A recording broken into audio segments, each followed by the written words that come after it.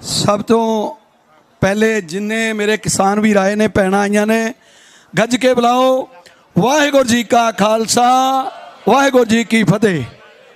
मैं बहुत बारी कहना हुन्ना कि फतेह जिहड़ी आ ढिली ना बुलाया करो, फतेह गज के बुलाया करो। वो कहते हुंदे ना जिस दी इत्थे फतेह उहदी उत्ते भी फतेह, तो हर जगह फतेह।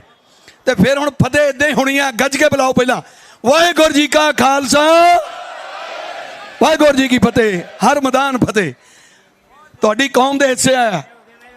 सो मैं बेनतियां करांगा, बिठाओ कोई नहीं चौधरी साहब नूं, हर बारी आके लड़ते होंदे आ, कोई नहीं इन्हां नूं टाइम देवांगे।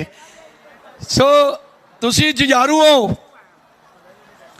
इस वेले परख दी घड़ी च जिहड़े पिंडां तो काफले लैके आए हो, उद्यम करके आए हो, जुझारू हो, परख दी घड़ी है। हुण जिवें कामरेड साहब कह के गए कि 6 महीने होर 6 साल होर, मैं कामरेड साहब नूं दसना चाहुंदा एक कौम 600 साल तक नहीं हारदी, 600 साल तक नहीं हारदी, नहीं हारूगी, नहीं हारूगी।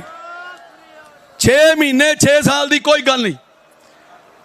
वाहिगुरू दा थापड़ा, उस दसम पिता का थापड़ा इस कौम नूं नहीं हारनगे, जित के मुड़ांगे, जित के मुड़ांगे। पहली गल है।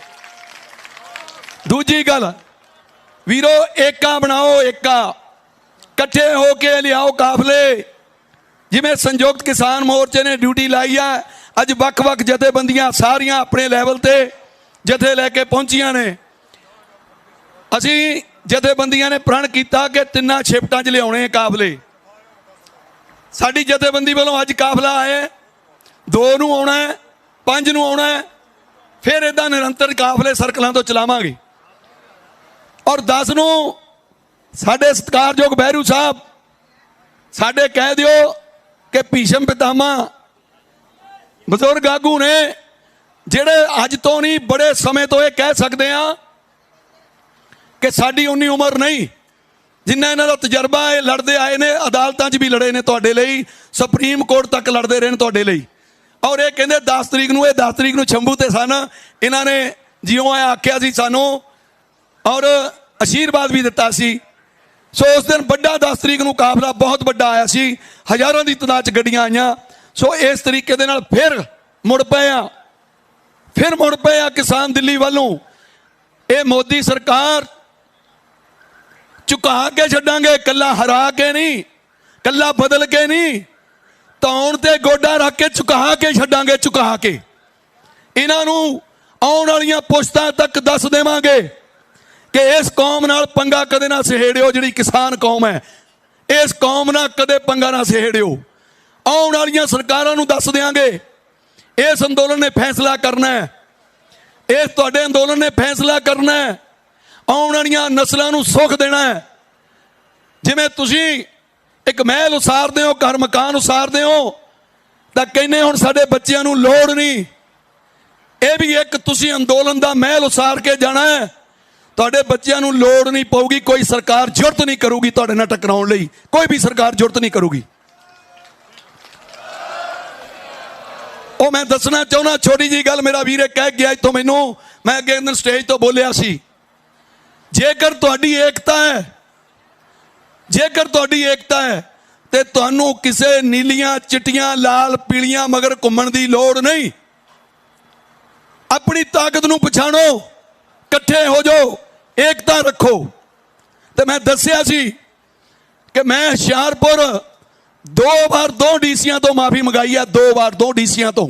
कहते ना डीसी मालक हुंदा जिले का, सैकटरीएट तो नीचे उतार के माफ़ी मंगाई। मैं दसना चाहना सत श्री अकाल, मेघराज डीसी हुशियारपुर सी, उन्होंने मंग पत्र दिता होया सी, गल नहीं सी सुन रहा। मैं अपने काफला इकट्ठा किया, घेर लिया जाके, ते फौज की कानवाई नहीं रुकती। कहते असी रोकती, बह गए, क्या उपर की निगाह दिओ। कहते डीसी नीचे नहीं उतर के आना। असी क्या असी सड़क तो नहीं उठ के जाना, डीसी आऊगा तो कानवाई चलूगी। डीसी आके खलो गया, ते प्रेस वालियां ने फोटो लाई, ਜਦੋਂ ਹੱਥ ਜੋੜ ਕੇ ਨਮਸਕਾਰ ਬੁਲਾਉਂਦਾ ਸੀ ਤਾਂ ਪ੍ਰੈਸ ਵਾਲੇ ਨੇ ਫੋਟੋ ਲਾਈ, ਹੱਥ जुड़िया मोरे खड़ा, आपका मुजरिम आपकी कचहरी में, ये लाई प्रेस हेडलाइन। इसी तरह अंदिता मित्रा डीसी साहबान साडी भैन सी, वो बेशक डीसी हन, हुक्मरान हुंदे ने, पर है तो साडियां धीआं भैणां ही। पर होया कि साडे एक आगू नाल असीं मंग पत्र देण गए सी गन्ने दे संबंध दे विच, सगों मैं नहीं गया, मैं क्या मैं माइक ते रवांगा, कह देणगे भी आगू मोहरे रहिंदे फोटोआं खिचाउण नूं, अपने साथियों नूं भेजिआ। बलदेव सिंह सिरसा इत्थे नहीं हन, वो गवाह ने इस गल दे। मेरे ख्याल जंगवीर जी बैठे ने, बाजवा जी बैठे ने, साडे गुरप्रीत जी बैठे ने गन्ना संघर्ष कमेटी तो, ये साथी सारे सन उत्थे। और अंदर गया तो एक साथी ना मिसबिहेव किया अंदिता मित्रा ने, रुखा बोले, साथियों ने आवाज दी कि डीसी साहब ने साडी इंसल्ट की है। मैं क्या घेर लो सैक्रेटरीएट तीनों ही गेट, अज डीसी बाहर नहीं जाऊ तो असी अंदर नहीं जावांगे, इत्थे ही रवांगे, इत्थे प्रसादे छकांगे, 4 दिन फुल के इत्थे ही आउणगे, इन्हां दे अंदर जाण नहीं देने, इत्थे ही रवांगे। आखिर SSP धनप्रीत कौर जी आए, वो भी भैन ही सी साडी, वो कहंदे 5 बंदे जाके गल कर लो अंदर, डीसी साहब रिलाइज कर लेंदे ने। असीं क्या संगत जाके माफ़ी मंगणगे। हुण मैं इहदे नाल तुहानूं हासे की गल भी दस दिना थोड़ी जी। जदों डीसी साहब आए, उन्होंने क्या माइक च मंगो माफ़ी। हुण वो IAS अफसर हुंदे ने, वो भैन साडी कहंदी मैं किसी नूं हर्ट करन लई कोई गल नहीं आखी, पर जे किसी नूं हर्ट होया मतलब किसी दे दिल दुखाउण वाली गल नहीं कीती, जे किसी दा दिल दुखिया तो मैं अपनी गल वापस लेनी, अपने शब्द वापस लेनी। हुण साडे तां जट भरा मेरे वर्गे सारे खद्दर पाड़, वो कहंदे च माफ़ी कित्थे है भाई, दसो माफ़ी कित्थे च। ओ मैं क्या ओ कमलिओ मेरे वीरो, ये तो उत्तों भी उपर दी है। मैं क्या डीसी साहब हुण तुहातों माफ़ी मंग लांगे, असीं भी गुस्सा ना करियो। मैं क्या ये उत्तों भी उपर दी है। उन्होंने कहा जो मैं अंदरों बाहर कढ़िया मुड़ के फे पा लिया, थुक के चटना कहंदे इहनूं। इह तों वड्डी माफ़ी किहड़ी हो सकदी है, इह तों वड्डी किहड़ी माफ़ी हो सकदी। जे तुहाडी च ताकत है, जे तुहाडी च एकता है, तुहाडे च बल है, तो प्रशासन नूं झुका लांगे, बड़े बड़े मंत्रियों नूं झुका लांगे। एकता रखिया करो। ये जिहड़े बोलदे ने आ कुछ मोदी दे भी गल च पटा पा के छड्डे होए ने। एक पंजाब तो बोलिया, हुण वैसे शिव सेना का जिहड़ा मेन आगू है उदय ठाकरे, उसने 26 नूं साडी वकालत कीती भी कित्थे तिरंगे दा अपमान होया। पर कुछ बंदे हुंदे आ जिन्हां दे गल च पटा पिया है, ते जदों मालक रस्सी खिंचदा फिर बौं बौं करदे।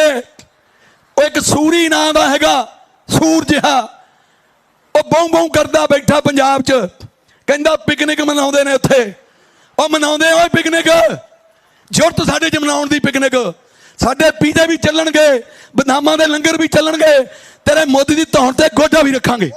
ਜ਼ਰੂਰਤ ਹੈ ਸਾਡੇ ਚ, ਕਰਾਂਗੇ ਕਰਾਂਗੇ। ਜੇ ਤੇਰੇ ਚ ਜ਼ਰੂਰਤ ਆ ਸੂਰੀ ਤਾਂ ਆ ਮੈਦਾਨ ਚ ਕਿਸਾਨਾਂ ਦੇ ਸਾਹਮਣੇ ਖੜਾ ਹੋ। ਤੈਨੂੰ ਲੀਰੋ ਲੀਰ ਨਾ ਕਰਤਾ ਓਏ, ਤੇਰੇ ਇੱਕ BJP ਨੂੰ ਨੰਗਾ ਕੀਤਾ ਨਾ ਮੇਲੇ ਨੂੰ, ਤਾਂ ਤੇਰੀ ਬੋਟੀ ਬੋਟੀ ਨਾ ਨੋਚਦੀ। ਤੂੰ ਕਹਿਣਾ ਕਿ ਪਿਕਨਿਕ ਮਨਾਉਂਦੇ ਨੇ, दस देंगे किहड़ी कौम नाल पंगा लैंदा है। इदां दे सूर जहे कई बोलणगे, कई भौंकणगे गल च पटे वाले।